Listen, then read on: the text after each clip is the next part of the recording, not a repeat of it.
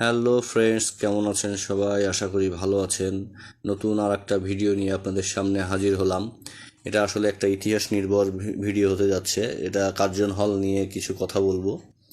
Curzon হল বাংলাদেশের রাজধানী ঢাকায় অবস্থিত একটা ঐতিহাসিক ভবন, যা পুরাকীর্তি হিসাবে স্বীকৃত। এটা মূলত নির্মাণ করা হয় ঢাকা কলেজের ব্যবহারের জন্য।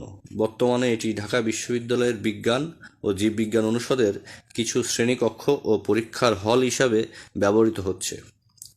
1904 সালে ঢাকা কলেজ রমনার নিমতলীতে স্থানান্তরের সিদ্ধান্ত নেওয়া হয়।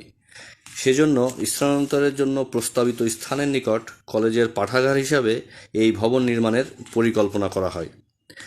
পাঠাগার হিসাবে এই ভবনের নাম ব্রিটিশ ভারতের গভর্নর জেনারেল লর্ড কার্জনের সম্মানে ভাওয়াল এস্টেটের রাজকুমারগণ 1.5 লাখ টাকা প্রদান করেন এবং এর নাম কার্জন হল রাখা হয়।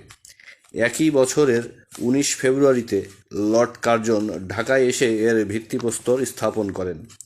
1905 সালে বঙ্গভঙ্গ চূড়ান্ত হওয়ার পূর্ব বঙ্গ ও আসাম নামক নতুন একটি প্রদেশ গড়ে ওঠে, যার রাজধানী হয় ঢাকা।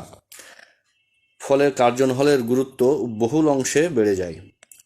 1908 সালে কার্জন হল নির্মাণ সম্পন্ন হয়। 1911 সালে বঙ্গভঙ্গ রদ